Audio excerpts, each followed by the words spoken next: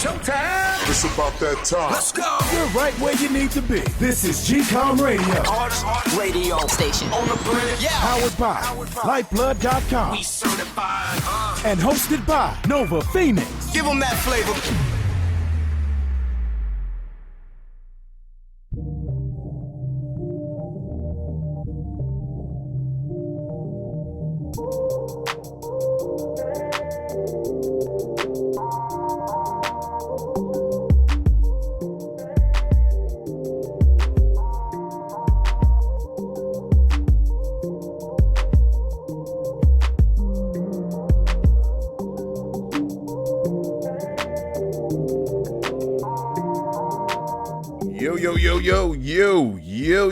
Yo. All right. What is going on, y'all? What is going on? Yeah, man. You hear that little beat right there, man. I play a little bit of beats that I do have underneath as I talk. They're guests in themselves, man, because, I don't know, you play music. And a lot of people out there are artists and such. They may like the beat, and I do leave the credit of the producer in my IG posts. So that's why I just play a little bit. You never know. But I play a variety of different things, but mostly from this dude from Germany, Chucky Beats, man. He really does his thing. And I was just like really impressed because he's got the sounds, not just the sounds of today down, but also, the golden era hip hop. So he is fully immersed in the music. And I'm like, this guy comes from across the water in Germany that you would least expect. So a lot of the beats and plus his hustle is hard because if you go to his YouTube channel, he got nothing but beats that go on for years and years. So that's the dude that you can use as an example that grinds it out and didn't care about initially making a whole lot of money, but just wanted to get his music out there as a young producer. And you can see it from all that hard work that he put in, how many people follow him as far as subscribership. I found him online when I was just trying to look for hip hop instrumentals, and I'm like, yeah, this guy's doing it. If you ever want to reach out to this dude and you're an artist, go to Chucky Beats. Just pretty much YouTube his name, CHUKI Beats, of course, how it's usually spelled. And you'll find him, man. Really talented dude. Hopefully one day that we can get together and do something on some other things. Yes, I am your host, Nova Phoenix, right here on GCOM Radio on iHeartRadio. And I am bringing another episode with whatever weekly information that I have seen online or wherever I hear. So let's just get going and get this show rolling. I'm not gonna hit up the time. I'll guesstimate the time that I'm using for this particular segment. Yeah, all right, let's get started. What's going on in the news, y'all? All right, so Meghan Markle, all right, and Prince Harry. Oprah just did the interview with them. And let me just say this. I really haven't followed Meghan Markle and Prince Harry since this whole thing's been going down. I just haven't. It's not something that's on like my A-list of things to know, get the gossip, drink the tea, in this case, royalty. And I'm drinking tea right now that wet the ballot, but I never really followed it because I was like, come on, man, there's more important things that we can really get ourselves into. But this time around, I don't know. This time around, I felt like, you know what, let me just see what's going on, because now they live in the United States, they live in California, and, they're raising their family, and they are doing totally fine. I saw a tweet that was like, here it is, a billionaire, Oprah, is talking about millionaires, Meghan Markle and Prince Harry, about all their hardships at the institution, as I say, and now, they have to worry about $1 million problems. It was something to that effect, and I was like, man, true, because it's like, yeah, they'll be fine. But, I wanted to really tune in and see what this whole thing was about. So, all right, let me see what's going on. And and lo and behold, as if we all didn't know, people around the world, what this whole thing was about as far as Meghan Markle and Prince Harry. Excuse me. Apparently this tea is not working. I got that right in the throat. I need warm tea to loosen up that, Anyway. All right. So, of course, everybody knew what that whole situation was when Prince Harry brought in a mixed woman into, as they call, the institution or the firm. And I'm like, yeah, racism, of course. Let's, what else could it be? And to hear some of Oprah's like aghast at some of what she said. You know, I'm like, okay, so we didn't, as if we don't know how this whole thing went down as far as people in North America, in South America, what happened to India, what happened in Africa, like as if we don't know. So you mean the queen, what did you think she was? Like she was Miss USA or Miss UK, and she wanted to give you the best of her? Nah, man, that's the old monarchy, bro. That's a long lineage of racism and white supremacy, all wrapped up in a nice, neat bow in the UK. Yeah, and it had nothing to do with the UK people, the citizenry. So shout out to the UK. I'm just talking about specifically about the monarchy. Let's not get surprised at what the experience was for Meghan Markle. Now, this is the funny thing, right? As much as they was talking about Meghan Markle kids and knowing what type of shade she was, as if they got some sort of paper from Light to Dark and saying, okay, if the kid is this shade, then it's okay. I'm like, what? I mean, they were saying something like what's the shade of the kid gonna be? I'm like, really? Are we gonna really split hairs here? We gonna really split hairs? And it's as funny as it sounds, like them worried about what the shade of this kid's gonna come out like. I'm like, wait a second. So you're more concerned with the shade of this child, and you're not concerned with who was it? Prince Andrews messing with them little boys? Wait a second. Wait, that's okay. It's okay for my man to be messing with little boys, but the shade of what's his name? Archibald is a problem. Archie, as you say. That's not a problem. So the Queen, of course, as we all know how the monarchy gets down from 1,000 years ago, in order to keep the bloodline pure, they intermarry in the family. So as I heard, the Queen married her cousin. Is that right? Please correct me if I'm wrong. The Queen married her cousin. So it's okay for you to potentially have kids with failed livers or lower IQ rates because you're mixing into the family. But you have a problem. You ain't no problem with that, but you okay. But you have a problem with little Archie being a shade darker from the typical UK individual, right? Really? Are we talking about that? I'm like, wait a second. You got to check what's going on in your own family. There's plenty of dirt. You could, and I know you guys keep good records here. It goes back like 10 generations of nothing but the tomfoolery. That's my best UK accent. I promise people I have a better UK accent. I gotta hear it. You know, I gotta listen to a couple of Harry Potters for me to get the hang of the UK accent. But yeah, I'm like, what? Get out of here. Yo, big shout out to I can't see what I'm saying. I see how I forget names. I'm gonna see if I can grab my man's name right quick. Okay. Tyler Perry. There you go. See, the thing didn't even pop up yet, and his name popped up. Big shout out to Tyler Perry. It turns out that their family, while they were in Canada, you know, dealing with all this craziness, you know, they got the security pulled and they were totally exposed, and they decided right before COVID came down with the lockdown that they bounced over to California, and of course they were looking for help.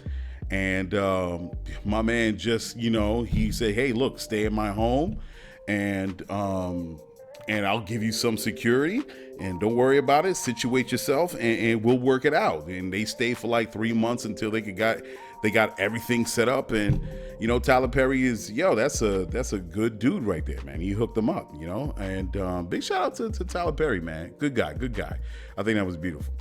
So anyway, but they'll be fine because they got a lot of things going on anyway with their nonprofit organization and doing movies with Netflix and all that. You know, even though they not tied to the monarchy money anymore, they'll make their own. Come on, everybody knows who they are. They'll be just fine.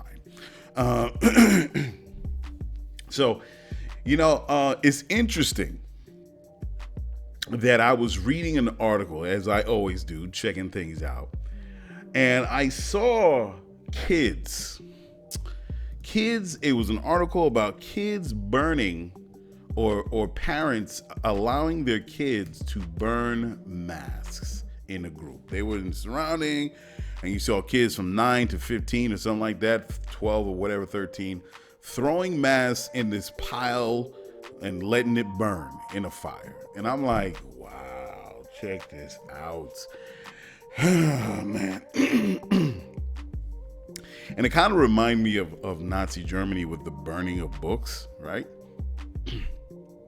And I never could understand that. I'm like, how can you politicize people's lives? Like there was one particular guy that I'm on Facebook. I'm part of this Facebook group in New York. And this guy actually said, yeah, it was someone was trying to come to New York and have fun somewhere or other, right? It's a traveling page where people, from different places and want to sightsee in New York, and it's all about that. And you always have one or two people come in and say, hey, we're going to come to New York and have fun. There's one particular guy from New York, I forgot his name, that was like, yeah, you come to New York, and, I guess in relating to what was going on with Texas, and then on them lifting the mask ban and opening up all restaurants 100%. And he's like, yeah, you don't have to go for that brainwashing. You don't have to wear the mask and all those. And I'm like, what? So wait a second. And it confuses me, because I'm like, how? So 500,000 people dying from COVID, that's brainwashing? That's brainwashing. So those huge refrigerated trailers that were backed up behind hospitals, and they were throwing in body bags, that was brainwashing? I can't understand how you're politicizing people dying from an airborne virus that you have to protect yourself from. Why are people politicizing this? How in God's name? And I know it's a lot to do with the news, major news media, has a lot to do with their political party affiliations, and these, Republicans are really spewing this foolish propaganda. I really do get that, right? And of course, group peer pressure. But I'm like, but how do you totally detach yourselves from the several thousand frames of body bags and people intubated in hospitals, and hospitals being overrun? So all that's fake too. And that's all fake. I can never get it. And then I ran into this article. They were saying on Science Alert, they were saying animals naturally isolate themselves when one is feeling sick. Bees do it, ants do it. This one lobster, Caribbean spiny lobster, and bats do it. All of them express behavior to the group that they feel sick, and they self-isolate. Animals do it. It is a natural function in the animal species, in the animal kingdom. From insects to crustaceans to all, but humans. And they do say humans do that. But then we get to a certain point where we stop isolating ourselves because of those things that I said: mass media indoctrination, and party-related behavior, and then, group peer pressure and all that. And it just amazes me that people would literally throw themselves off a cliff because they saw something on 2, 4, 5, 7, 9, and 11, and they wholeheartedly agree with it without any facts. Now, if someone came to me and was like, "Yo, I'm not wearing a mask because and they came with like evidence and stuff, and I'm like, okay, well, you may have a point. All right, I get it. But every time I confront somebody that doesn't want to wear a mask, whether it's online or in real life, they have no opinions. All they say is, I'm not wearing one. I'm not doing it. I'm like, but why? Because I don't believe in it. Why? Oh, because it's infringing on my freedoms. Huh? What? What? Yo, and the same thing with that guy online that was saying, oh, it's brainwashing. Brainwashing? What are you talking about? Bro, people are dead. It has nothing to do with politics, the state. People are dead from COVID. Do you want to catch it? Now, I'm not saying, sometimes I misstep myself, but then I have to constantly be reminded, like, and I hear those stories. Some kids in my kids' school, they got COVID. Some people at other places that I know that, they were potentially at risk of. So I have these constant reminders like, don't think we're out of this yet. Protect yourself, protect yourself, protect yourself. And I do, but I just find it amazing that when the news comes on and they do those little, they cover certain events and you see people not wearing masks or people doing their own little mini protests in supermarkets saying they're not going to wear a mask. And I'm like, the idiocy is crazy, man. The idiocy. Anyway, I heard let me tell you something. Rochester. Oh my God. Rochester, New York, man. Oh man, Rochester. What is going on with Rochester and police? That is, Charlemagne the God said, they're two craziest places, the Bronx and Florida. I think he need to switch it up to 3 because Rochester, goddamn, bro. Because it must be a special case in the Rochester police. We have another situation where a black mom got pepper sprayed with her 3-year-old in Rochester, New York. And that goes along with the woman that was with their kid, even though that was a crazy situation with her 9-year-old. The 9-year-old got pepper sprayed because she was hysterical. And also remember the killing of Daniel Prude, the black man with the mental illness that got released overnight, or he left overnight from the hospital and he ended up dying with a spittle hood put over his head. Yeah, that situation. And I almost thought it was going to be Buffalo too, with the old man, the elderly, and when the George Floyd protest was going on, and I guess it was a protest going on in Buffalo, and it was an old man with a cane. He got pushed over and he saw the blood come out of his head when he got put straight back onto his back by 2 police officers. They were released, mind you, and I'm sure people heard about that. Erie County DA John J. Flynn announced that the grand jury decided not to hand an indictment because there wasn't enough evidence against Aaron Torgalski and Robert McCabe. From a clear police aggression on an old man with a cane that was caught on video. Amazing. In Buffalo, that's like an hour east of Rochester. But this woman, there's some details in it. There's some videos. She was supposedly, allegedly robbing a store, and she left, turned over something like that. She left. And then I guess the store owner or person called the police. Ran up on the woman and said, "You stealing?" Right away, she was stealing. There was no let's investigate this. Automatically, they pegged this woman for stealing while she had a 3-year-old. And I guess some craziness ensued, some chaos. She showed her bag. She ran away. Now, it could be kind of like the same situation, like with the lady and a 9-year-old. But the fact that it just look. Let me tell you something. Rochester is going to jump off. I'm going to let you know that's not a threat. Y'all cops, you're like hammers and everything is a nail. It's going to jump off in Rochester, New York. And this is how things happen. Because obviously cops they could do whatever they want. They can move about and do their thing without any, consequences. And I'm telling you, it's going to jump off in Rochester. Mark my words. It's going to happen probably 2 more times, and it's going to jump off right up in Rochester. And then all of a sudden, the police are like, well, I don't know what happened, because you guys are not doing anything about rogue racist cops, white supremacy in your police departments. Same story we've been talking about in the summer 2020. It's the same thing. It's continuing to happen. You guys, man. Listen, and I'm surprised people ain't. And I move that subject over. I'm surprised people in the communities in Rochester ain't trying to jump it off already. Because I'm like, okay, how many other cases gonna come out with police just running up into a situation and just start swinging away? And that's exactly what happened with this mother and her 3-year-old. Even if she was. You don't even know what the case is. People call police all the time for the silliest of things, as we've known in the news, and then cops just go in and start swinging. Just accusing someone. You don't know what the case, you don't know what you're getting yourself into.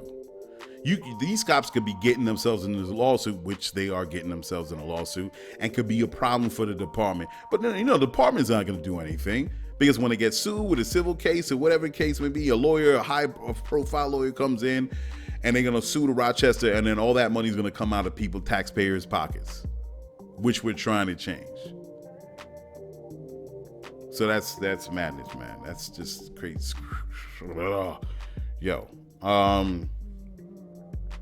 yeah, it's gonna pop off in Rochester. It's gonna pop off. All right, so the next one, Bruno Mars and Anderson .Paak, man, two great talented artists. They got a new band called Silk Sonic. Yo, let me tell you, if you haven't seen the video to this song, it is off the chain. You have to go see this video. Them two brothers did their thing. Hard body. Let me tell you, man, it reminds me of that old R&B style. Now, I've always had an issue, look, I listen to R&B now. I don't care what it is, coming from the younger generation. But I notice a difference between the content of the music between this younger generation and the older generation of R&B. This younger generation, there is no filter. They go into detail. They tell you exactly what they did on Saturday night after the show with 1, 2, 3. They're laying down their conquest. I'm like, damn, bro. I mean, you gonna leave anything to the imagination? I mean, and all the radio.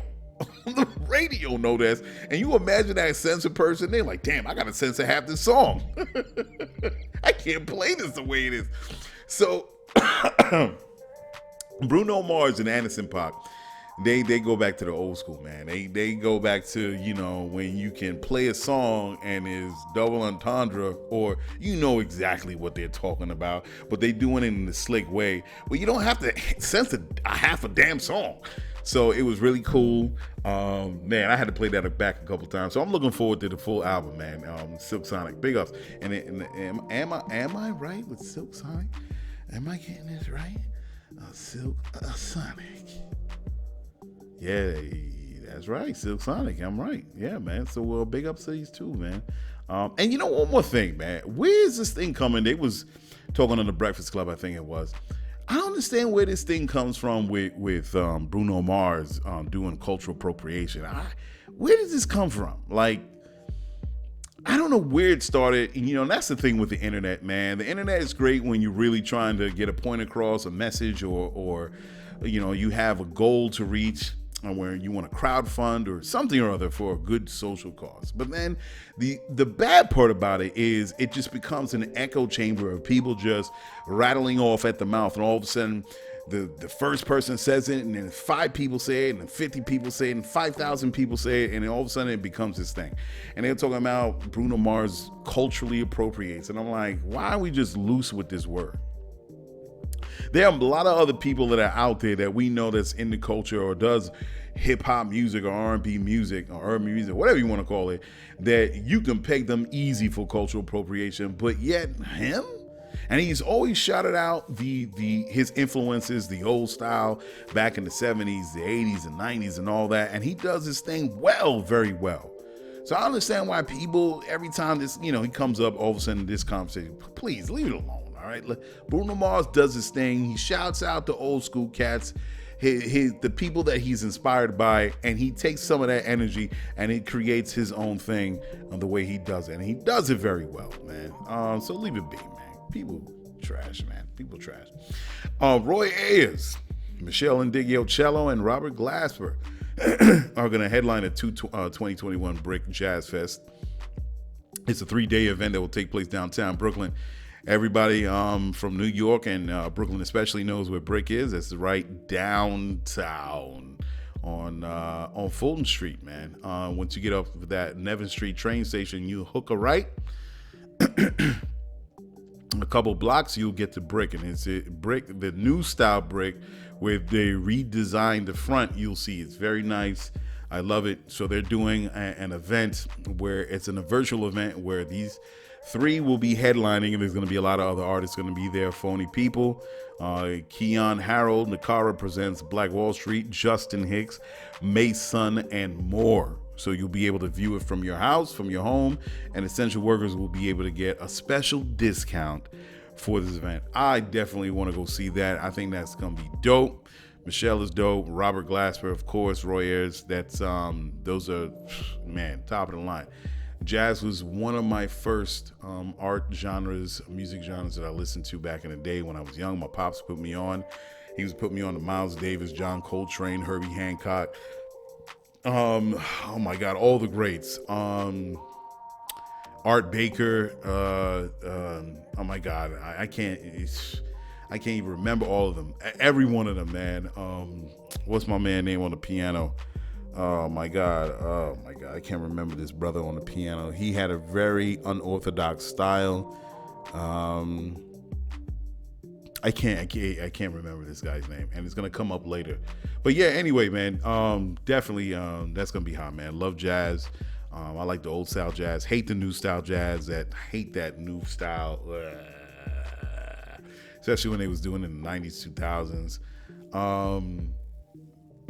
And this other dude I can't remember. But anyway, I like the old smoke-filled rooms. Miles Davis doing this thing. John Coltrane. You know, that old, you know what it is. That's my type of jazz that I like, man. And they're just going off and doing their thing. And man, that was the golden age. Anyway, so yeah. Let's get the Tesla stocks dropped to its lowest level in 3 months. So this article that I read, that's wild, saying that Tesla dropped considerably. It lost $300 billion as investors move away from big tech. This was on Forbes.com.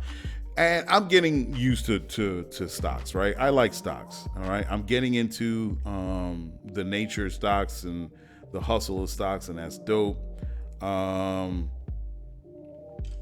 Sorry, I was getting a text. So I'm really getting my eyes on stocks. Definitely when the time is right, I want to make some investments in Wall Street.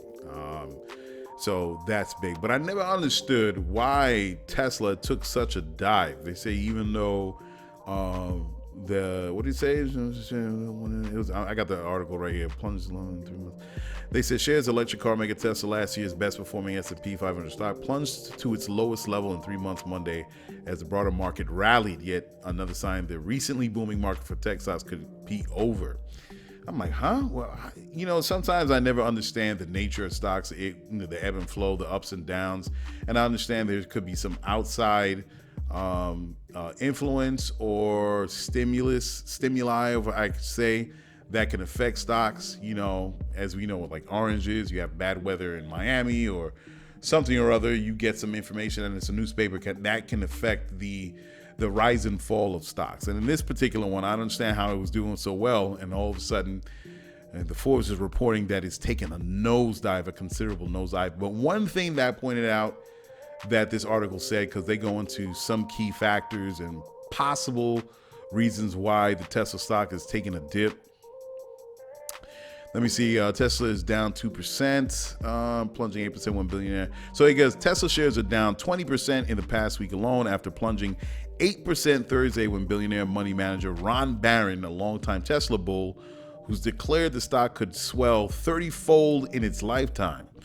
He told CSNBC he made the painful, quote-unquote, decision to sell 1.8 million shares for risk management. And it goes on to say, though Barron reiterated the price could skyrocket to $2,000 over the next decade, he said the move helped reduce risk in his portfolios after Tesla's nearly 20% increase since he started buying shares in 2014, echoing concerns among other experts over the stock's heightened volatility. I'm trying to find the part where that really that really got me.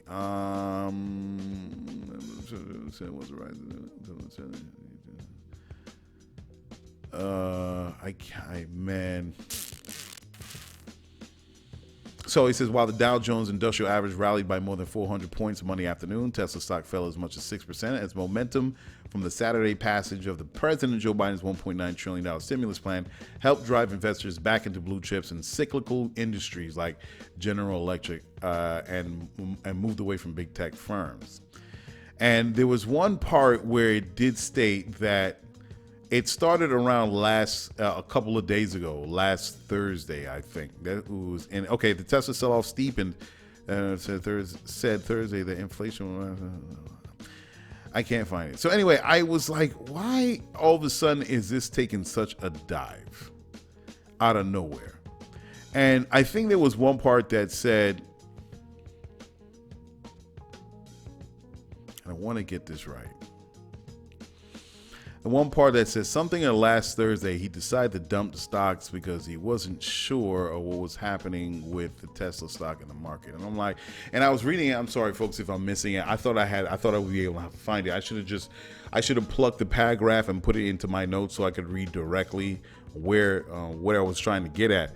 But it was something or other where this gentleman, the billionaire that I said that dumped 1.8 million shares, he's saying he did that since like last Thursday. So I'm like, what exactly happened that made... I'm sorry. Yeah, I did read it. I'm sorry. Tesla shares are down 20% after plunging 8% Thursday when billionaire. Okay, so this guy, I did say it. My bad. So Ron Barron, this money manager billionaire, saying that it dropped since Thursday and he dumped 1.8 million shares. And I'm like, okay, what exactly triggered this man to feel like he should dump 1.8 million shares? And I was thinking, I'm like, what's going on? And, I was like, wait a second, let me look back on my IG account. And it's related to, remember when I posted on IG, for those that do follow me here on the podcast and on my IG account, that we have that Japanese billionaire that wanted to create or created a contest to get 8 people to join him in on sending a rocket to the moon and back, along with 8 other people. And it's contests. Hundreds of thousands of people. Everybody's trying to get on board of this. This is better than gold. This is better than $50 million. Everybody's trying to get on this thing. So I'm wondering, I'm like, wait a second. Is this dude doing this because he's scared of what could happen on this trip in 2023? Why he dumped his stocks? And then, I'm just trying to figure out why this took such this thing just went through the floor. And they're trying to say, okay, well, some of the investors, because of the $1.9 trillion stimulus package, they're saying, okay, well, with this money, it's kind of going to boost other companies. And, we should reinvest our money into there because we should see a steady rise in the value of their stock, like General Electric, as I said. Now, is that the only thing? Could this guy be scared because of this trip to the moon and back? Right? And then I thought, for another way is, sometimes can they manipulate the market? Can some news come out that intentionally drops the value of stocks where people will sell it off, okay, right before, and then when it bottoms out or plateaus out, then they can rebuy those stocks and get more money out of it. So that's possible, I thought, because the manipulation of the market happens all the time. As we understand with that little kerfuffle with Robin Hood and trying to do a short sell and everything like that. So here it is. I'm like, what? It was just weird. You know what I mean? First, he was the richest man and the stocks is the highest value, and all of a sudden it's like it plummeted. Now, of course, they're gonna say, well, it's not like it plummeted like in 2 days. They're saying it's taken a gradual dip in the last 3 months, and it just finally just like the floor bottomed out. So I'm getting to know the nature of stocks, and slowly but surely, I downloaded Webull. That's a good app to really buy and sell and do your own trading. There are a couple other apps that does, well, of course, everybody knows Robinhood, and there's a couple other apps that are out there that you can do your own buying and selling yourself. But I'm getting to know the game. I'm not going to rush into it. And what I do know is stocks is a long game, all right? If you're going to buy stocks, what they do say, the richest people, when they buy stocks, they hold on to it, regardless if it goes up or down, because eventually, when you see the trajectory of the value of stocks, they eventually just start to incline and build value. But again, you can get into like, the details and the minutia and really watch the news and buy and sell. And some people are really into that.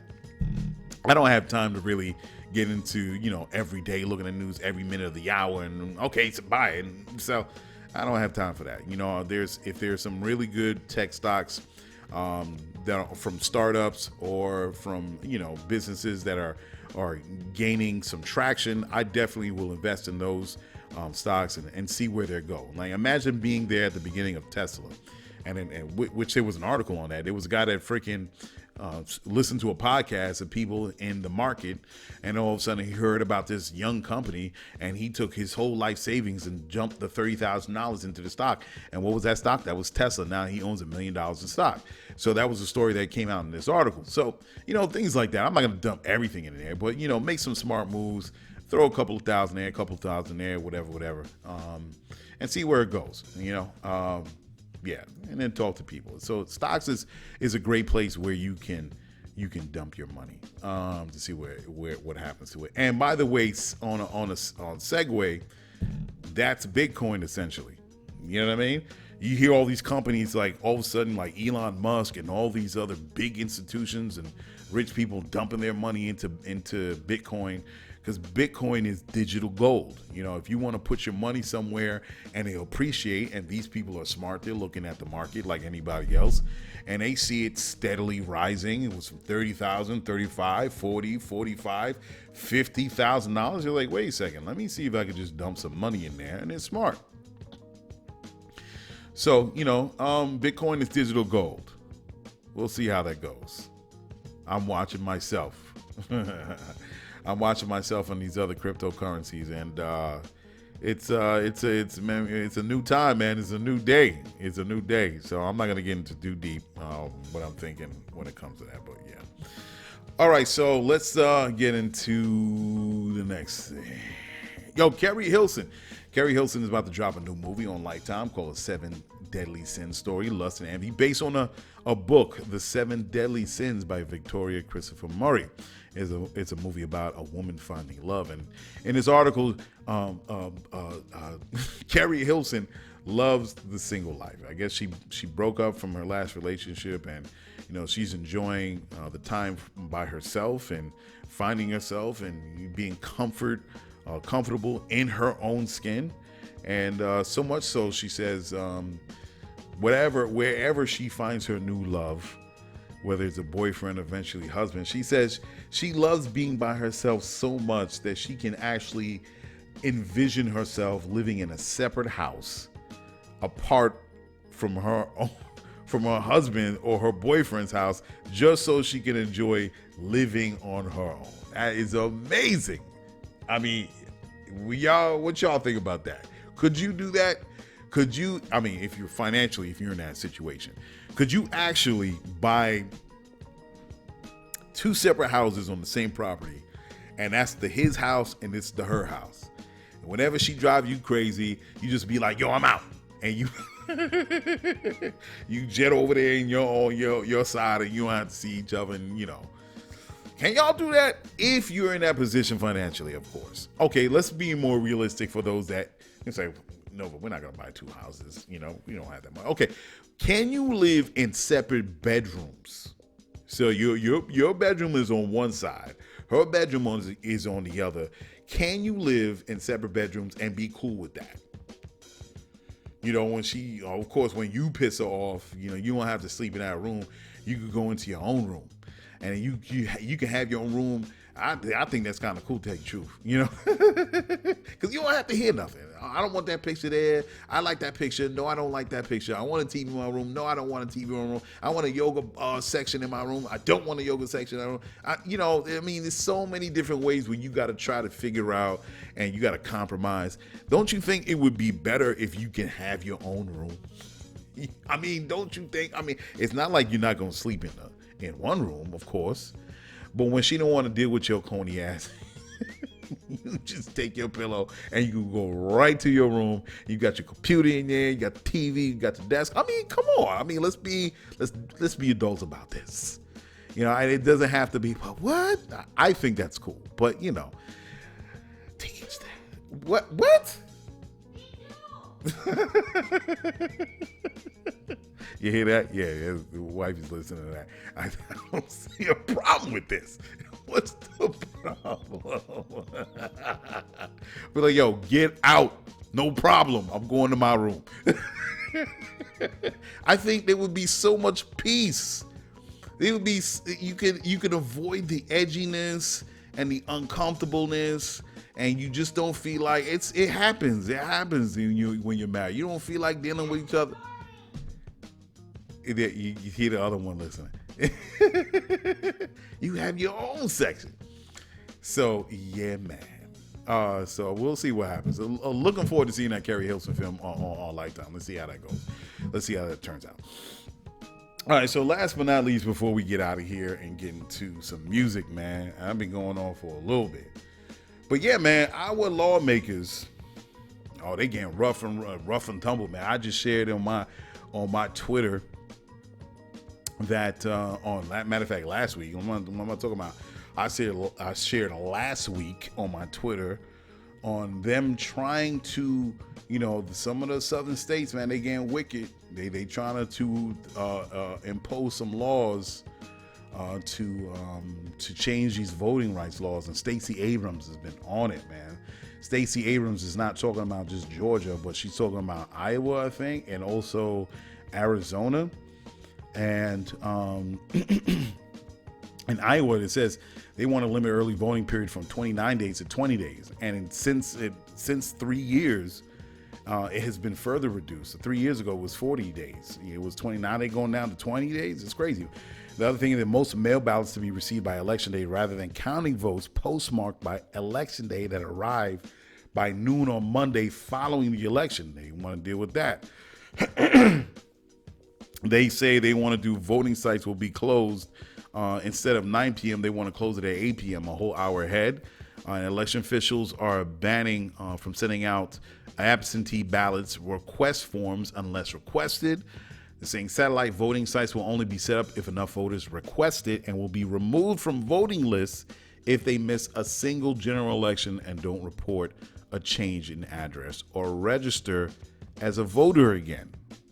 Now, 43 other states are doing something similar. 200 bills they trying to pass through to change or limit the voting rights in each respective state. And Stacey Abrams is on it.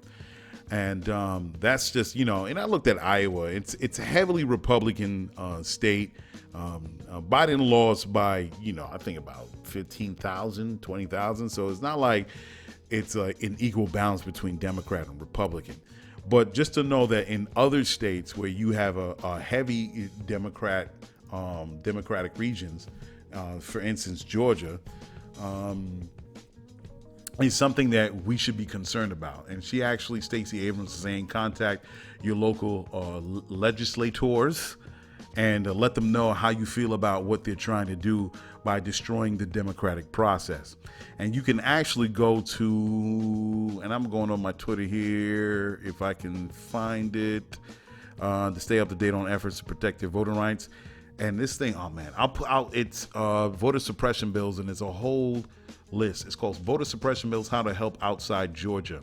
And it lists all the bills named SB 1068, SB 1485, SB 1593, SB 1713. All of them have their own way where they're trying to limit people's voting rights in Arizona. But this particular one, Fair Fight Action, I think if you could Google that, you can pull up this white paper that has, as I see, it's called Fair Fight Action. This thing is out of Google Docs. So Google voter suppression bills, how to help outside Georgia, Fair Fight Action, because it lists what it looks like. It lists the New Hampshire and Arizona as far as the bills that they want to pass to limit people's voting rights. So that's important information for you guys to have. It has phone numbers in there where you can reach out to speak to your local legislators and protect democracy. Democracy is a beautiful thing when it works. But the people that don't want it to work are the ones, unfortunately, are Republicans. Because let's keep it real, and I'm just laughing. Hey, man, I laugh because, I don't know. I don't know why. It's not something to laugh about, but still, I do that because I can't believe it's just it's crazy, man. This country is crazy. Now, it's fun. It's because the fact that we always talk about democracy and, we stand for the national anthem, and they go through this whole rigmarole with the inauguration, with the presidential, you're supposed to vote and this is your right, and the Bill of Rights and the Declaration of Independence and the U.S. Constitution and all this patriotism and, salute and stand tall, and you hear the trumpets and all of this patriotic business that you consistently hear all the time in your schools and the military and the political offices and Congress and the White House and, all these things, man. And when it comes down to it, democracy is not as strong as they promote it to be. Democracy is about as free as the people that hold it close to their hearts or want to exercise it. Because as democracy plays itself out and you see what the turnout is because of the changing demographic of this country, for those that don't want it to change, they will do everything in their power for democracy to fail. Excuse me. And that goes to show the frailness of democracy. That goes to show the double standard that we hear all the time, day in and day out, on TV, on the radio, on the internet. These people that speak about democracy and the American bald eagle and patriotism and flags on t-shirts and on bumper stickers and, people just pumping their fists in the air and from east to west, and I can hear it, the songs, the All-American. Is this all a farce? Is this all a farce? What is this country without democracy? What is a country without its laws?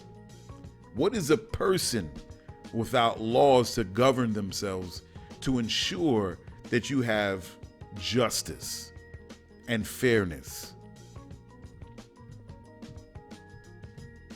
What is this country without its laws or democracy?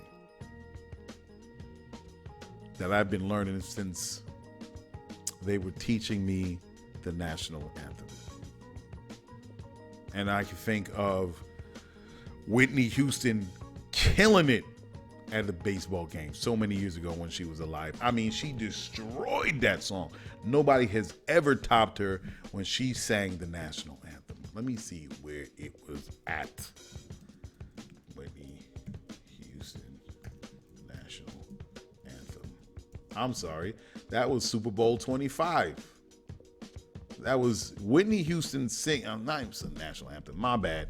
The Star Spangled Banner. That was the other song. So she did the Star Spangled Banner at Super Bowl 25, and she put it on smash. And you can hear these songs of July 4th every year. This country's independence and the forefathers and them sitting down. Let's remove the fact with their slave owners. Let's just stick to what we were taught in school. And they spend days trying to hammer out this document, and they finally come to an understanding. All men are created equal. Life, liberty, and justice. Give me death. Give me liberty and give me death. All this stuff that we learn in school. And when it comes down to it, when it absolutely comes down to when it truly matters in the action of a vote, all that goes out the window. It's worth about as much as the paper that it is written on. And they ball it up, get a nice chew out of it till it's nice and soaked with the person's saliva, and they spit it through a straw against a wall. It means nothing to them. Are we a nation of laws? It was birthed by the Declaration of Independence. and solidified by the U.S. Constitution, strengthened by it. What is America? Who is America? I want you to think about that. And I'm not talking about by my woke folk. I'm talking about all those people that's listening to my show in the Midwest. What is America without its patriotism and its laws? The stuff that we've learned. And they say, don't disrespect the flag. Bring it down half-mast when an important figure dies. All those soldiers that have risked their lives, they died and they came back in a coffin with the flag draped over the coffin.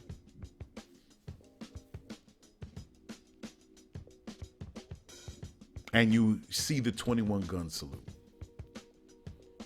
And you hear people talk about that dead soldier that sacrificed his life for what? American democracy, freedom, right?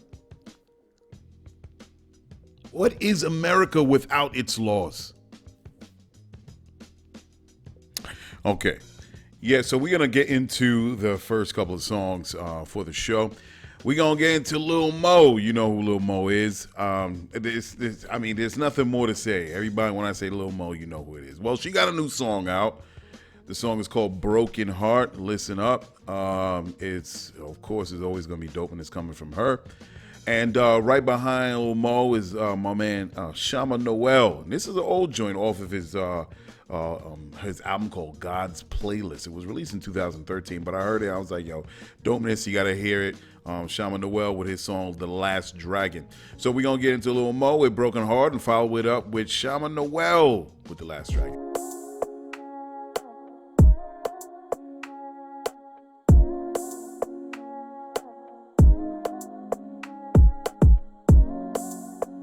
On the #1 podcast platform in the world, GCOM Radio on iHeartRadio. Fix a broken heart. Ooh, who could put you together when you're torn apart? Ooh, playing a hand I was dealt, can't switch my cards. When it ends, it's over. You can push restart. Where do you go to fix a broken heart? Look at me, I got shattered dreams. It's over now. Trying to pick up the pieces that belong to me. A broken heart. When my heart got broke, I ain't know how to act. Had questions for God, how could you do me like that? What did I do wrong? Is karma paying me back? Did I deserve a broken heart? Are you sure about that? This pain is something different. So savage, it's so vicious. I can't explain this. What is this? I only know one way I could fix this. Bottle in my head, drinking the pain away. Can make me feel okay. Rain, go away. Come back another day. Why can't I shine? Why you throwing shade? Happiness just seems so far away. Why would you bring a dark cloud to a sunny day? Where do you go to fix a broken heart? Who could put you together when you're torn apart? Can't switch my cards. When it ends, it's over. I can't push restart. So where do you go to fix a broken heart? Look at me, I got shattered dreams. It's over now. Trying to pick up the pieces that belong to me. Over now. So where do you go to fix a broken heart?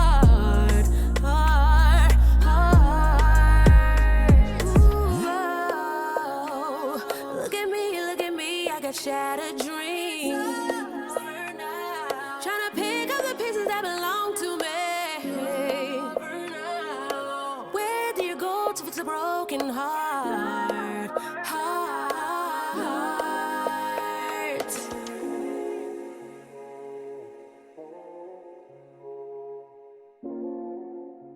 let's start start from the beginning. There's many, but nothing like this internet radio show. Yeah, beat my frequency.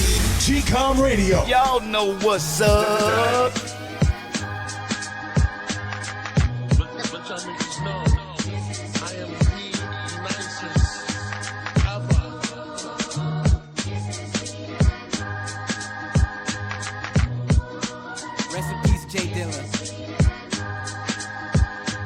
Wait, do you feel that? I feel a great disturbance, though it's just Shama on the mic. But don't get nervous, the repetition of courage. My excellence is confirmed with the messages of my sermon. Meticulous as a German scientist, greatness surges through everything I invent. When I'm in the lab, things tend to get quite intense. Influencing the world with positivity is my intent. I'm Daniel, and the world is just the lion's den that I obtained with my righteousness. My judgment's never cloudy through the rain or the lightning. So embrace the enlightenment that the monks and the saints in the Bible gives. Yeah, the word of God is my vitamin.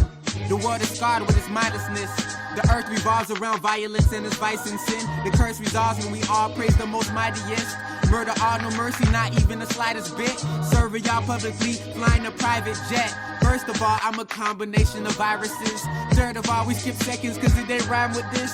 Urgent call from God, he told me I'm the brightest kid under the star that gives off the ultraviolets. All my bars make me realize why I exist, because I'm legit and had it shine within since I was 6. Or probably when I was younger, it's Shama the most triumphant. And honestly, I am coming with sonic speed to accompany all the dreams that have run from me. Socrates, he can learn from me, follow me for eternity. Shama be the best, yes he is, certainly. Yes, he makes the earth indeed spin on its axis perfectly. And I'm not even perfect, so just imagine a perfect me. I'm a dragon attacking all these rappers assertively, scratching them with my talents. I deserve a turban, please, oh Shama bin Laden. Always disturbing peace, more poisonous than the element of mercury. The burden on my shoulders is heavier than mercury. I go harder than the skeleton of Hercules. So good luck with relatively hurting me. Ever since birth, he was like medicine to the earth. You see, I smell like an angel cause I'm heaven sent. Bury me inside of a pyramid when my life ceased to exist, and donate my organs to a music facility. Who's this? Resembling an emperor who's been ruling for centuries. I can't see me, so it's best if you let me be. Teacher said you can get an A. Boy, why would I let you be? I sting all of y'all if y'all don't let me be. With my thumb and index finger, I leave a legacy. Taking over hip-hop culture. That's manifest destiny. The last dragon.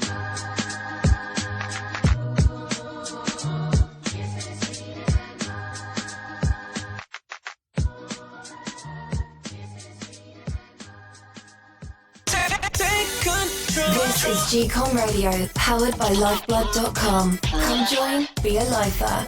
Practice dollar power and build financial independence. All right. So we're back. Yeah, man, that was Lil Mo with her song Broken Heart. Shout out to Lil Mo. Thanks for sliding songs on me. And also Seven God with the Last Dragons song. All right. So we're going to get into the second segment of the show. But before we get into the second segment of the show, we have to get into business of the week. All right, let's get into it. All right. Ladies and gentlemen, what up? Bringing you the business of the week and its innovative founders is what you've been waiting for. We know some women love their hair care and beauty products that will give them the personal serenity and comfort for having that glowing face. There are so many products out there. How could you choose the right product for your taste? Well, we have one brand that may be right up the alley for plenty of ladies wanting to try out items that may be just right for them. Tanya Michelle, the creator of Black Box, put this business together during the height of COVID in 2020. This neat, well-crafted Black Box has a variety of items that can be the right combination for the skin. At a subscription of $20 per month, this goodie box will come every other month with 8 to 12 different products for the customer. A wonderful gift that's just for them, waiting at their door or right from the hands of their local postal worker. Lyfeblood.com would like to show love to Black Box for providing the assortment of beauty products right to the doorstep of millions. Why not be surprised by what comes in this beauty box and enjoy the products that can be a delightful discovery for you?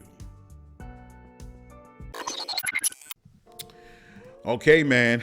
Let's roll into this second segment. What am I talking about? I'm talking about Coming to America review. Yeah, man, I saw Coming to America. Oh, yes. The famous movie everybody knows, Coming to America, from back when it came out, I think in 86, I believe.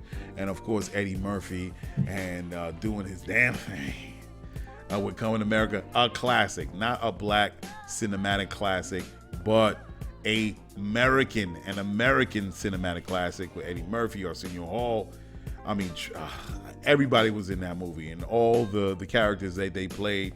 So we're coming back for Coming to America 2. We're really coming to number 2 America movie. So my thing with Coming to America, and it was a full cast in that joint.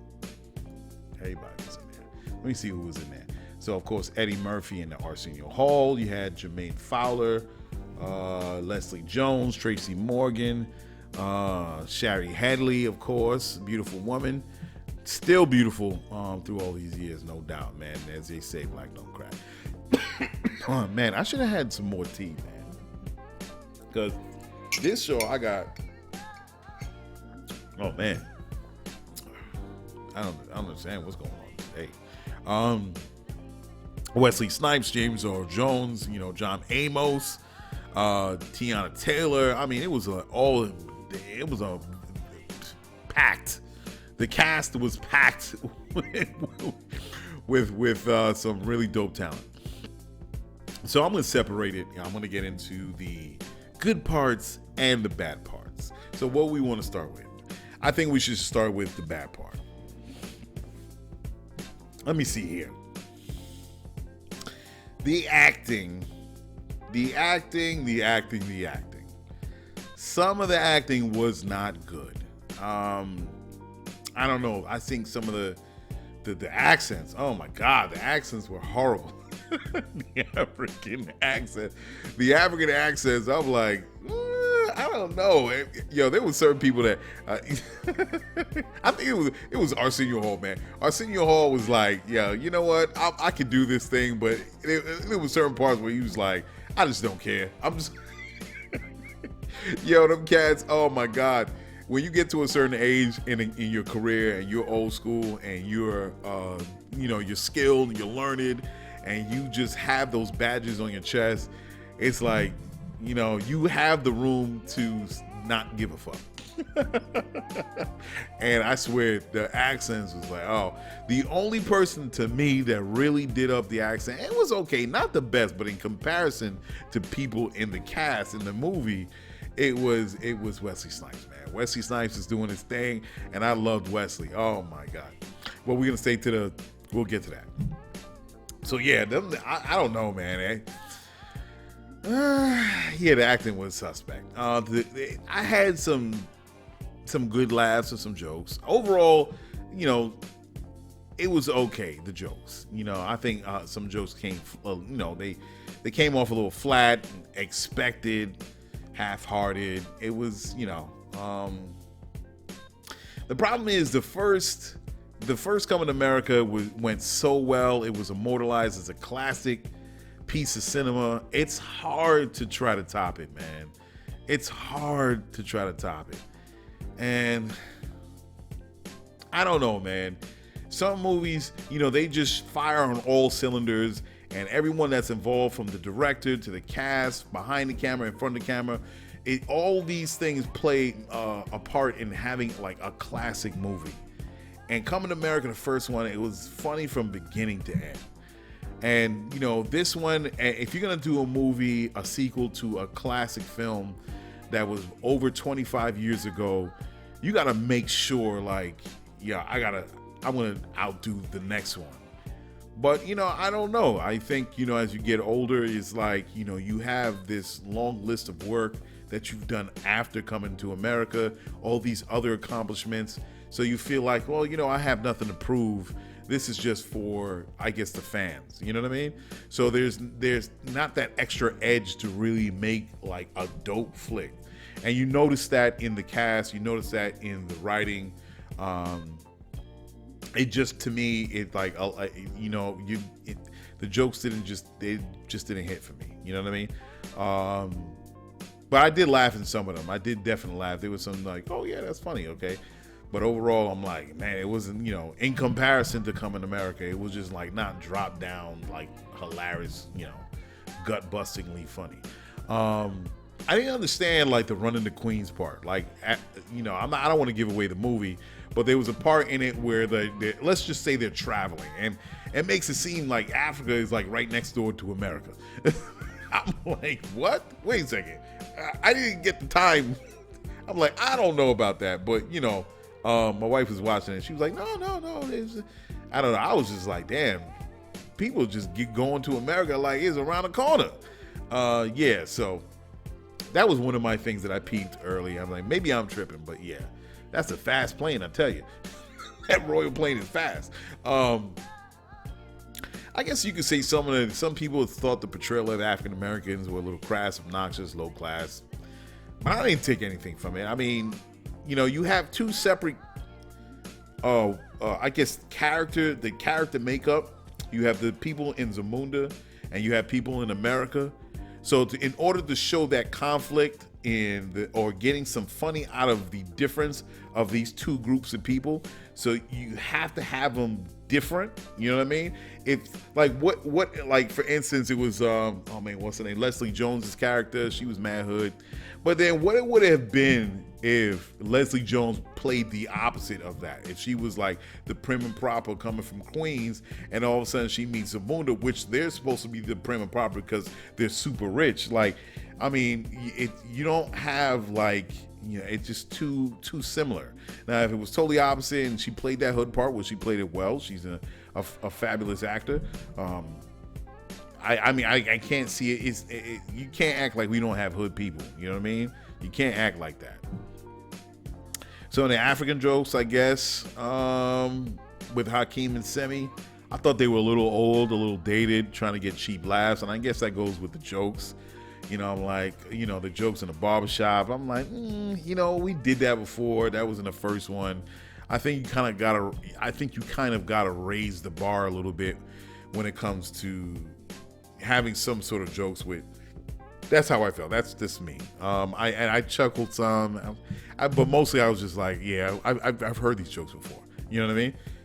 It's like a comic retelling his jokes. You're following a comic, and he's in Arizona, and he says his jokes.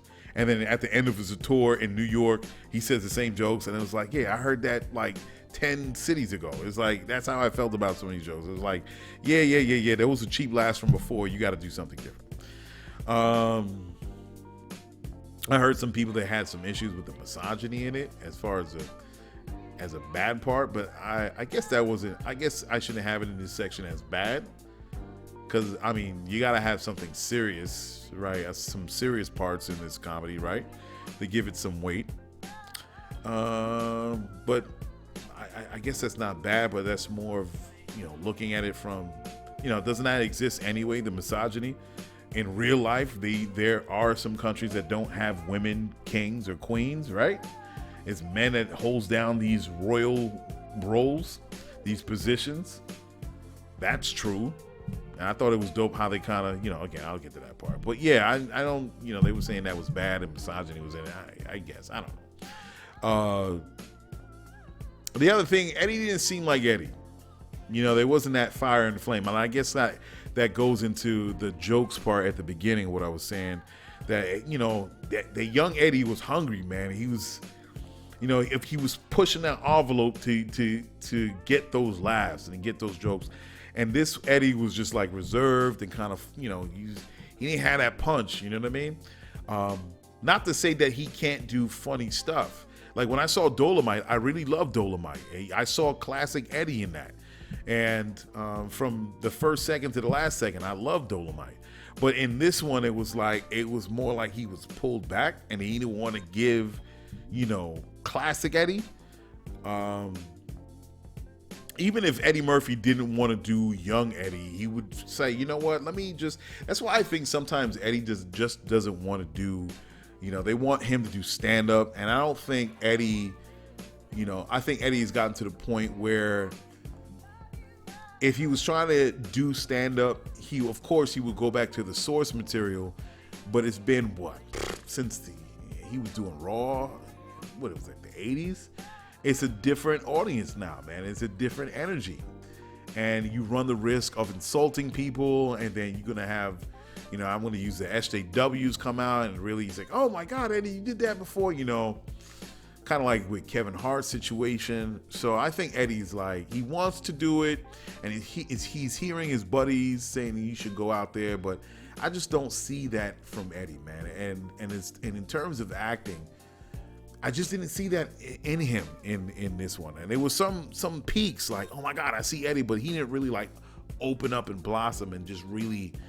I guess he was leaving it more to this guy Jermaine Fowler. I guess Jermaine Fowler was all right. And I'll get to him last. Okay, so Kenny Barris was the writer. And everybody knows Kenya Barris. He does Blackish, Grownish, Black as an AF, right? So he did it. And shout out to Kenya Barris. I think he's a great creator. Of course, doing Blackish and Black AF and Grownish. And, he's got some good material under his belt as far as sitcoms. But I don't think he's a drop dead. Like I just, how should I say? I don't think Kenya Barris has the stuff to do drop dead comedy. It's like, that really classic funny comedy that, oh my God, where'd he get that joke from? That's not Kenya Barris. And that was coming to America because a lot of it was on Eddie, and Eddie's a comedian. So, a lot of that weight was on Eddie's shoulders when he made the first Coming to America. Now that it was kind of moved off from Eddie in Coming to America 2, he's relying on Kenya Barris to write the material. I'm sure Kenya Barris wasn't the only one, and I'm sure that Eddie threw in his little mix too. But again, I don't know. I don't think he was right to be the writer for Coming to America 2. You got to get a real funny comedian that maybe Eddie should have been like, yo, let me see if I can find a comic that really has that gift, that edge, you know what I mean? To write this material, because I don't know. I don't think it worked. Just listening to it. What's the other thing? Last two things. There was a lot of characters in this movie, man. I don't think it gave enough time or room to really get into some of these characters, man. It was just so many. And of course, with the little time that they did have, you want to make sure, when you're doing Coming to America, that they have some memorable material when they're having that minute and 30 seconds of time in the film. And I just didn't. It was just so much, man. But shout out to all of them. Even Rotimi. I'm like Rotimi. Let me tell you something. Rotimi is Nigerian, bro. Rotimi is Nigerian, and he has an authentic African accent, and he have no lies. Of all people, not to give lines to Rotimi, come on. I was like, what? You didn't give no lines to my man? Yeah, I felt that was weird. And last is Jermaine Fowler. Good dude. I loved his acting. He did his thing, but again, I don't know. I don't think he was right for the part. If we had someone like a Kevin Hart type, I think, and that kept on coming up like, yo, Kevin Hart should have played this game. But of course you need someone a little younger, but you need that energy like Kevin Hart. I thought that if you had Kevin Hart from 40-Year-Old Virgin Kevin Hart, that would have been like, yo, it would have been there. He would have shined. But Jermaine Fowler, I don't know. I'm sure he's a good guy, and he's good at what he does. But I just thought it was slightly not, the role for him. If you're gonna get most of the camera time, you got to be funny, man. You got to be. Come on, this is in Eddie's spirit right there. You got the great standing right next to you. You want to give a good impression, and I just don't think that was Jermaine Fowler's lane, man. But whatever. So that's the bad part. So those things I guess you could put under but there were some good parts. There definitely was some good parts. Like for instance, Ruth Carter, she was off. Let me tell you, Ruth Carter, of course, the designer. She did Black Panther, and she did a list of other movies. Who knew, right? but she's been in the game for a while. But oh my God, the wardrobe was crazy. Yo, shout out to Ruth Carter, man. Let me tell you, man. I was looking at, let me tell you, that alone, forget the comedy, forget the acting, forget the story. I was just looking forward for it to get to the next scene. Because I'm like, what are they going to wear in this scene? And it was, let me tell you, it was hands down. Shout out to Ruth Carter, man. She did her thing. Next. The other good part. I'm like, I got all this phlegm in the chest. This is quiet. You guys can hear it. Okay, so the nostalgia, that was a good part. I love seeing all the characters, the barbershop, sexual chocolate, McDowell's, of course. I love they was trying to constantly like say that, there was no comparison between McDowell's and McDonald's. I thought that was, I love that, those little side pieces, the jokes, all the similarities. Definitely, man. That was dope. I just loved all those characters. They had one or two new characters in there, but on a nostalgia tip, that was, yeah, man. I really loved that, man. I think that was cool. And you know what? It was dope where they brought back one particular character or characters you'll see when you go see the movie. Man, yeah, that was, man, yeah. I was like, oh snap, there was one person that didn't make it in the joint, but you'll see when you see that movie. I don't know if I'm giving it away, but you'll see. The other one was, Wesley Snipes, man. Wesley Snipes killed it. Now, everybody knows Wesley Snipes for doing the serious movies, the martial arts flicks. He, of course, with Blade, Jungle Fever, Sugar Hill, Passenger 57, Murder at 1600. Hands down, my man. He's a legend, Wesley Snipes. But who knew that this guy had a flair for comedy? Seriously. I mean, he did to Wong Fu, right, when he dressed up in drag. And that was fun. I haven't seen it in such a long time, so I don't remember everything. But yeah, Wesley Snipes did his thing. But as far as, he should have did more comedy back in the day, because he definitely, when he put in the right position, he could do his thing as the seasoned actor that he is, man. Big ups to Wesley Snipes. Shout out to him. He did a great job, man. It's sad that he had to go to, he went to jail, everything for the taxes thing. And, oh man, it just, sometimes when that happens, sometimes you don't get that, you lose that rhythm, man. So, him coming back definitely kind of, I think anyway, took the wind out of his sails. But yeah, I want to see more with Wesley, man. Wesley, don't stop, bro. Keep going. I like my take was I like the women part, as far as, one person said it was misogyny. I took that as, it was dope to have the daughters, or the oldest daughter challenge Eddie's character to really put her in the queen position. I thought that was dope. That was to inject a little message in the movie, and in between the jokes and all that, and challenging the king. Eddie's character, and making a change at the last minute was cool. I thought it was dope. I think the actress that played Eddie's oldest daughter, she was a beautiful woman. She did her thing. She really she put her work in, so I like that part. Even though some overwoke people that I know is gonna be like, oh my god, whatever. Like I said, they touch on everything for the film in Coming to America. I liked everything. There was nothing. The dance numbers, that's the other thing. The dance numbers I loved. The choreography, when of course they're going to do the same thing in Coming to America, and they had a couple of dance scenes in there. I thought that was hot. The choreography was nice. And it made me feel that we should have another black movie musical. And we did do that in that Christmas movie that was done with my man from Ghost Dog. What's his name?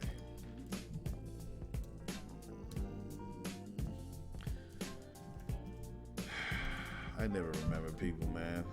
Forrest Whitaker. So Forrest Whitaker, he did the movie. Let me see if I can remember.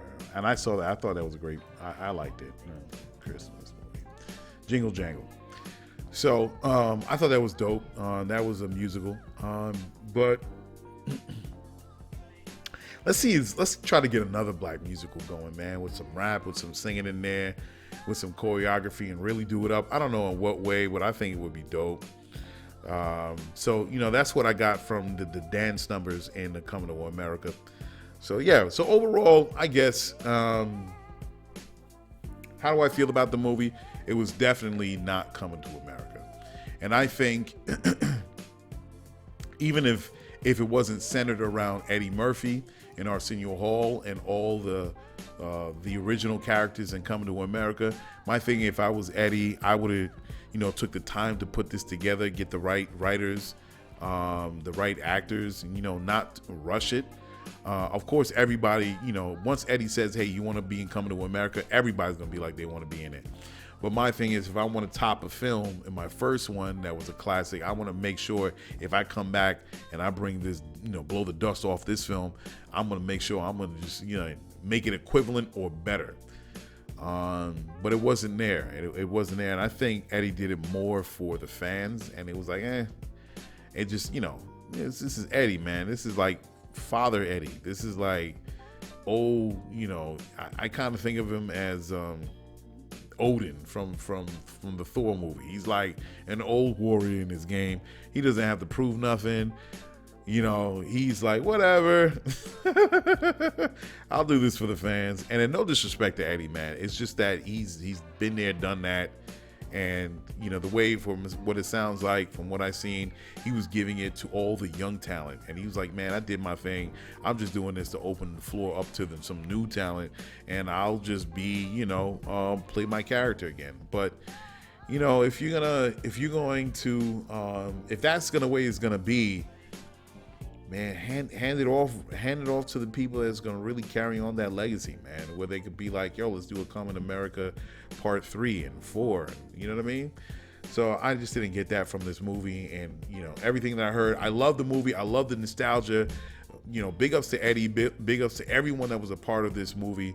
But I would see it home. If everything was all good with COVID-19 and it was no COVID and it was theaters were open, and I had an idea, it's a movie I would see on streaming. You know what I mean?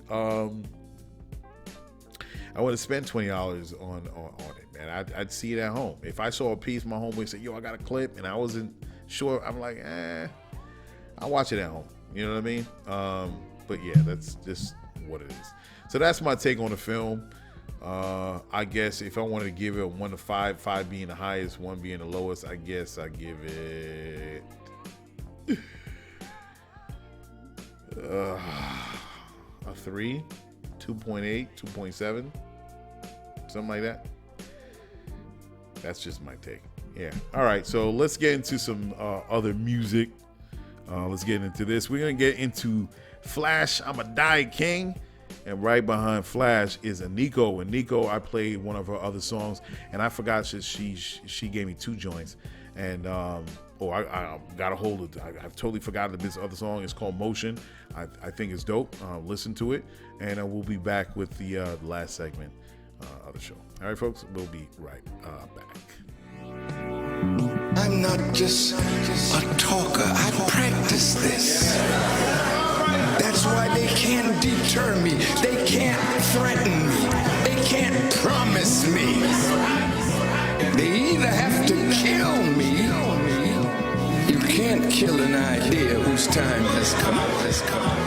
You can kill the flesh and blood that represents that idea. But the idea lives as long as it lives in the hearts and minds of the people. Flash, I stay grinning cause I stay winning. My fan base full of G's and pretty face women.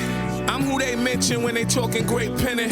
Dripped in the finest furs and leathers. Sway linen, wave spinning, rolly plain Jane, not a stone. Talking money, holla at me anywhere, just not the phone. Any hood, I feel right at home. Any block I roam, of course I'm pulling up. Ain't no coward in me, not a bone. Not a bone. See, I propose to these streets without the diamond ring. Even though mama tried her best to raise me with the finer things. Mama, Flash is hip hop with every rhyme I bring. I was born a prince and I'ma die king. I was born a prince and I'ma die king. I was born a prince and I'ma die king. I was born a prince and I'ma die king. I was was born a prince and I'ma die king. The world is all fucked up, but I'm not surprised. I'ma just load my guns, cross my T's and dot my I's. Made a call to Camden, I needed that Apollo vibe. Listen, Jersey, it's only right that we monopolize. Yeah, stop all the rhyming about the cop and pies. You weren't really in these streets, youngin', stop your lies. Every opportunity ain't made to optimize. When I'm going, you can't feel my shoes, these are not your size. Propose to this mic without the diamond ring, and I'm with you till the most high decide to provide my wings. Flash is hip hop with every rhyme I bring. I was born a prince and I'ma die king. I was born a prince and I'ma die king.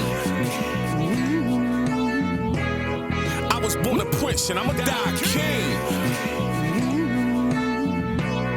I was born a prince and I'ma die king. I was born a prince and I'ma die king. I was taught you gotta go out and get what's truly yours. Get off that bench, get on the floor, you gotta shoot the score.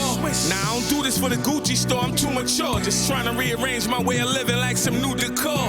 Frederico Casamigo, what I usually pour. Killer, Afuente and Cohiba fills my humidor.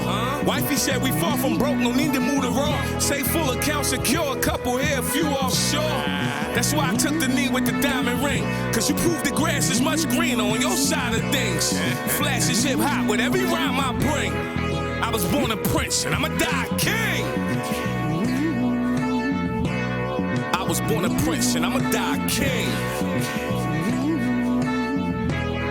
I was born a prince and I'ma die king.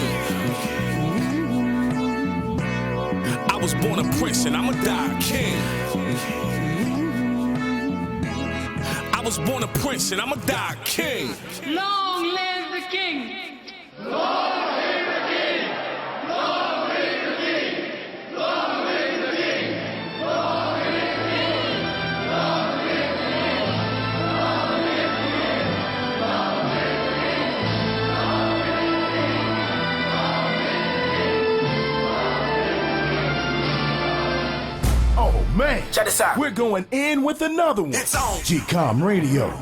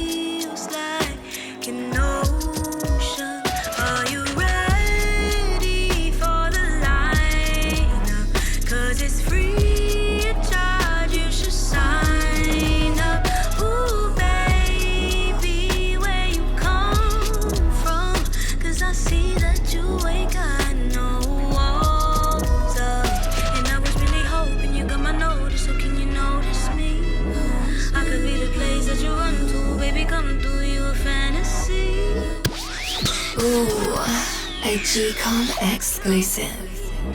I could be the place that you run to, baby, come through, you a fantasy.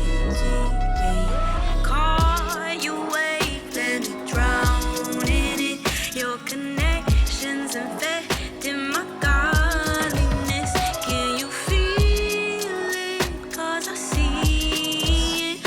And you see, call my breeze, let's just breathe it in. I'm so stuck on your taste, I can't explain the things you do to my safe space. You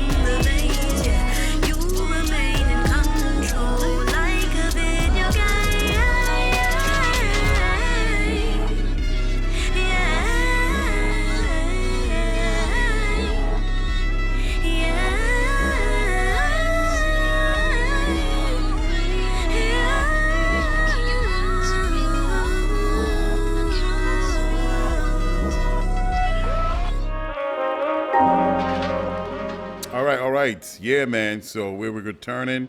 Listen to some good joints, man. Shout out to Flash. Shout out to Eniko. Both of them. Dopeness, man. You'll hear more. Hopefully I can hear more from Eniko. Definitely Flash, man. He's been in the game for a minute, man. So I appreciate them getting me that music. All right. So what is going to go on for the last segment? I'm not going to go on too long. Just to let you know, I'm not so sure if I'm going to have a show next week because I have this thing going on, a virtual summit. As I said before, this is going to be 2021 is going to be the year where we're going to take it up to the next level, bring it up a notch, and basically looking out for investors and such. So I got this thing going on next week virtually. And I'm just going to be busy with that. So I don't know if I'm going to get you a show. If I do, it's going to be a short 15-minute. But if I don't, guys, please bear with me. If I don't, I'll get the next show to you the 24th, March 24th. So, yeah. And if I don't get that show to you guys by next week, the 17th, I'd just like to say Happy St. Patrick's Day to all my Irish folk, all my Irish lifers out there. So shout out to them. Have a sweet for me. Enjoy your day. All right. So let's get into news you need to know. All right. Let's go. Ladies and gentlemen, around the world and right in your neighborhood, it's the news you need to know. $100 million fund for early stage black companies. A new $100 million fund has been created by ClearBank, the largest e-commerce investor, announcing it will offer funding through a firm called ClearAngel.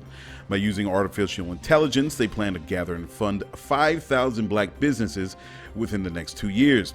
The fund amounts ranges from $10,000 to $50,000 in exchange for 2% of a company's revenue over the next 4 years. The business must make at least $1,000 a month of revenue and willing to work full-time.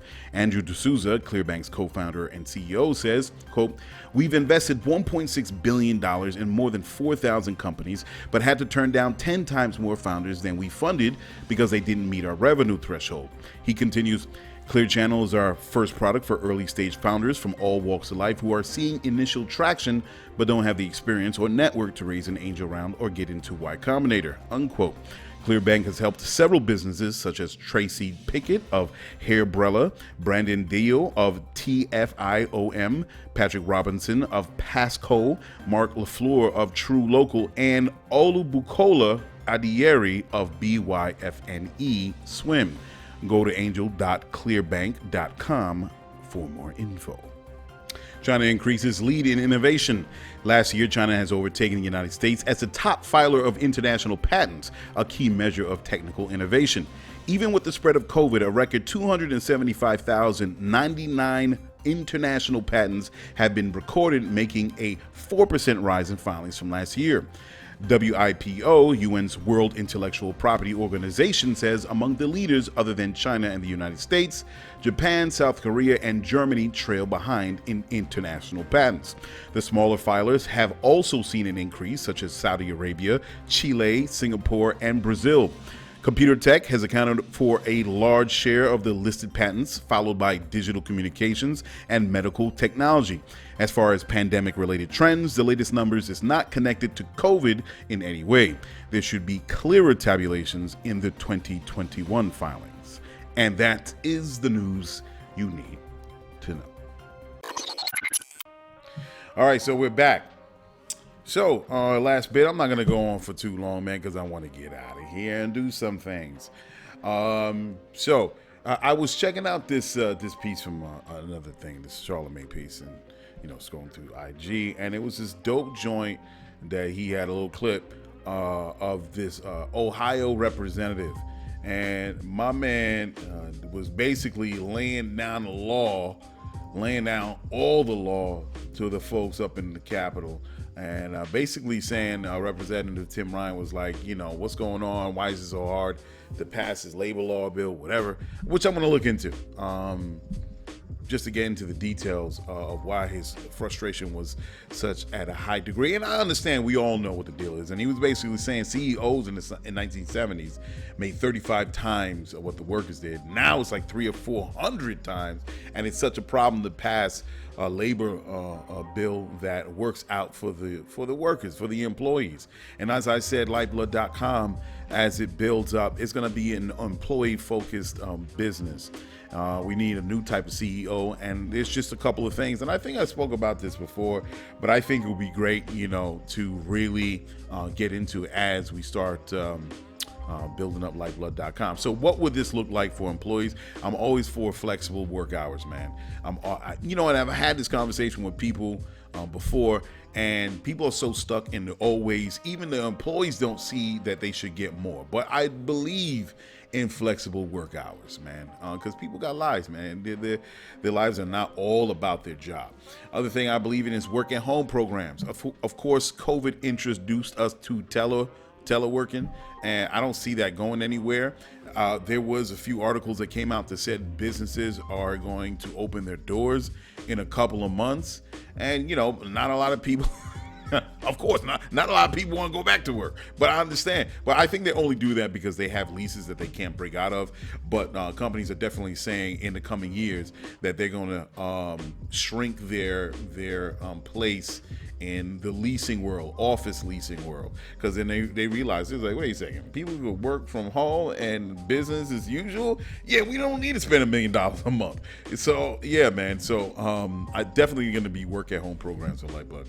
It's going to be living wage for people, man. It's not going to be some sort of according to their city, something that works for their standard of living within their city. So what you're going to make that makes you, that you can have a living wage in Ohio or Iowa or Kansas. Okay, you see even my categories. So even in New York, you're going to have a living wage, man. We're not going to try to put people in the poorhouse, especially if the company's $1 billion company and I'm making billions of dollars per year. I'm sure we can set aside something for employees to make sure that they're done proper life. What's the next thing? Documented equal policy. I'm sorry, a documented equal pay policy, excuse me.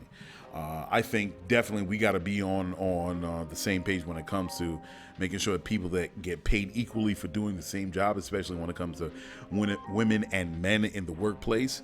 There should be no surprises, and I've definitely heard stories over the years where people have somehow found out what their male counterpart was making, and it was like, huh? So we're definitely going to have a documented equal pay policy. Unlimited vacation. I'm still trying to wrap my head around that. So I'm like, how's this going to go? So people going to be out like 6 months out the year? But I was told that when an employee has unlimited vacation, they don't have to stress about, oh man, I got to use my vacation time. It's almost over, or I don't have enough, or that. When you have unlimited vacation, you're not stressed to go on vacation. It's already there. So whenever you want to take that time off and you want to go on that 2-week vacation, you can, or 3 weeks, whatever. I'm just concerned. This is what my concern is. What are you going to have those abusers that are going to want to take off like 2 weeks every week being off from work and to the point where you're like 6 months? So I don't know. I'm trying to figure out how that could work, because everything looks good on paper. And then when it goes out into the real world, you'll see how people can actually manipulate or abuse. Like, for instance, people would get business credit cards, and then you find out that the people working at these companies, they're using them for personal items, like going food shopping. And I've actually seen that where people are giving cards, and next thing you know, the company's coming back trying to get people. What is it, cat? God damn it! Oh my God, my cat is annoying me right now. Shut up! Thank you. That people have actually used their company cards for going food shopping and other stuff, and they're not paying it back. So they actually had to revoke the business credit card with some folks. So, yeah, man, I don't know. I don't know how that could work, but we'll see how that works. I definitely believe in daycare at the company, because you got to pick up your kid. You have a baby and you got to rush to go to the daycare to pick up your kid. You should have daycare that's available within the building. So you leave work, you're not far from your kid, you could go get your kid, and then it's all good. And it's an option for employees. Definitely got to have great health care, matching 401k, great benefits, whatever it is. But I also believe in having mental health benefits. That is something that's needed in communities, man. In America, we don't care about people's mental health. Like, if you got issues, sucks to be you figure it out, and next thing you know, that person done cracked and then wants to jump off a bridge or something like that, and all of a sudden, oh my God, I'm sorry for poor Tommy. No, we can't have that. I think it's important that people have the options of trying to explore mental health situations, mental health services, so they can utilize. I think that's dope. Mental health benefits. Next thing I like, pet insurance. Why not? Some companies already have pet insurance for your cat. Company equity, that's cool. Home stipend for internet and phone. If you're gonna work from home, you're using it for business, and you got your office space and you're hard at work and you're doing your thing, not loafing. Why not? Have a home stipend for internet and phone. Happy hour for those that do show up at the office. That's brave enough to show up at the office. Definitely gonna have some happy hour or something like that for the workers after work, so they can just kick and relax and do whatever they want to do. Have an in-house gym. I think there should be an in-house gym. I know there are companies that do have in-house gyms, but not some rinky-dink gym. Like some I've heard companies that have in-house gyms, and it's just like small closet with a couple. Nah, bro.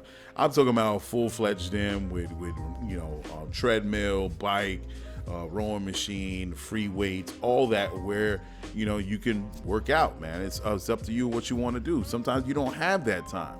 You want to get in a quick run. Why not, right? So definitely have an in-house gym. I think that would be lovely. And last, continuing education program, which makes sense because you want to improve yourself as an employee for whatever job that you're doing. So I'm sure a company can work that out. I think that's dope. I wrote down a couple of those things. I definitely, some companies have already put that as a part as their perks package, but definitely Lyfeblood is going to do something like that and really make it a beautiful work environment for the employees. Because we got to change, man. We got to change the way we're doing things, because we're just running people into the ground, man. So I'm going to get out of here. Thanks you guys for listening to me ramble on and making mistakes and goofing and all that, whatever. I appreciate you coming every week listening to the show, GCOM Radio. Please go to Lyfeblood.com. I see the people that's signing up every day. Please continue to sign up. Be a part of Lyfeblood.com. Set yourself up on Stripe, the payment processing service that we have as a part of Stripe. Jump into a room. If you're an astrophysicist and you see an astrophysicist room and you want to get your fellow astrophysicist in a room and talk with them, it's there. Be a part of that. Talk, build, create. If you're an inventor, tell people about your invention. You want to get funded. This is how you're going to crowdsource your crowdfund your invention. You don't have to worry about big companies eating up your idea, and next thing you know, they have it on their platform. This is the space. We're going to build something. We're going to build it. Oh, yeah, and shout out to Global Challenges Foundation. I shouted them out when I was talking about Pangeon as we build this out into the real world. Lyfeblood is the online community, but we're going to take all these ideas and concepts and thought processes, and we're going to put it into the real world at work. Shout out to Global Challenges Foundation for retweeting my little short clip talking about Global Challenges Foundation and how we're gonna change the world one step at a time. So please sign up to Lyfeblood.com, become a lifer, and let's develop this decentralized economic system, and we're gonna do and free each other. All right. So again, if I'm not back for a little 20-minute joint next week, the 17th, I'll definitely be back the following week, the 24th. So just wish me luck for this investor thing, and I'm out. All right, folks, I'm out of here. Deuces.